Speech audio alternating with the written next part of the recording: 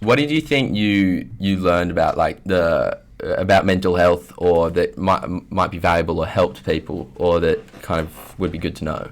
Yeah, so as a bit of a background, in 2019, I had 2 friends from my high school group take their own lives. And following that, me and Adam decided that we had a platform where we could reach young people, so we needed to do something, right? So the first person we had on was someone who calls himself Dr. Happy. He's affiliated with Batia, which is a big men's mental health society. So we talked to Dr. Happy, and to be honest, from me and Adam's perspective, we didn't actually think we gained something that was new to us, but in saying that we have spent a lot of time reading self-development, reading all those kinds of things. But the main things that, feel free to interrupt if I missed anything, but the main things from that episode were scheduling your time, making sure you get adequate sleep, adequate sunlight, really building yourself from the ground up, mental well-being habits such as meditation, controlling your drinking, all those other kinds of things. What I've learnt recently is that alcohol can sometimes, like alcohol come downs and withdrawals, known as hangovers, can cause more anxiety than a lot of drug hangovers. I think Dr. Happy had a very analytical approach into how someone should have good mental health. He broke it down into things like having meaning in your life, having a purpose, exercising, sleeping, and like having a lack of alcohol hangovers, and they sort of all need to be together to be sort of happy over a consistent period of time.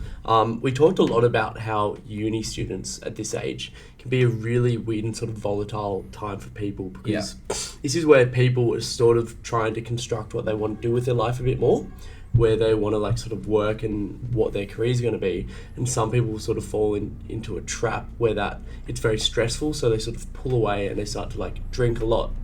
And you mix the drinking with the lack of a purpose, and if you're mixing drugs as well, it creates like a pretty bad situation. And a lot of people go from like playing a lot of sports in high school to doing like almost nothing at the university level, and it's just like not enough structure was something you really emphasized. So an interesting thing was that he has a very kind of psychologist approach. So everything he talked to us about was tried and tested. He sounds a bit like Jordan Peterson. I wouldn't go that far, but yeah, he had some similarities. But I think there's some amazing takeaways for people on that episode, that having good mental health doesn't need to be complex, right? It's more about being consistent and kind of making sure you're ticking certain boxes each and every day. Yeah. But then the next lady we had on, Yvonne... It was a very different approach, but very interesting. She's a psychoanalyst. So there's some conflict between psychologists and psychoanalysts because you can't test things. You can't test things like... the ego or something. There's a lot of like correlation, causation problems, because I think a way to sort of give a general overview of psychoanalysis, it's looking into like your past and events that have affected you and seeing how you are now because of those events. So how did your father treat you? Were there any traumatic events? How did you go in social groups?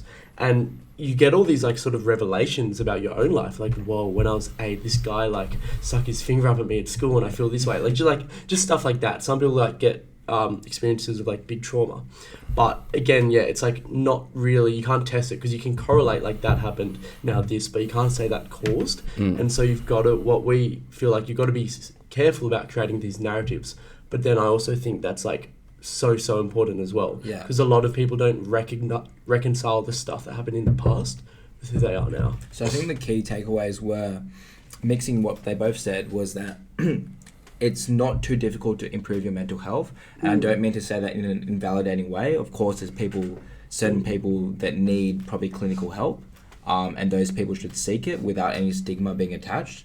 But for the average person, if you're feeling anxious, if you're feeling depressed, things like that, but you're drinking 3-4 times a week, you're not exercising, you're stressed, and you have a bad relationship with your parents, I think there are things that you can look at in your own life to see what might be going wrong.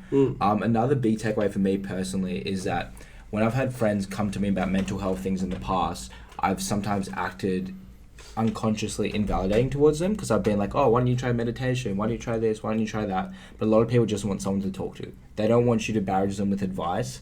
And I think sometimes I've been very guilty of just jumping straight to the advice. And that was a big learning for me. Yeah. There's a lot of different factors to it. For me, like, the thing I feel is most important is having sort of direction and meaning. So knowing where you are and where you want to head. But then there's also like really practical things. Like for me, if I don't exercise for 3 days straight, like go for a run or go to the gym, very I feel specific. shit. And it's actually like 3 days straight. Like I feel horrible if I'm not like sweating. So I need to sweat like every day.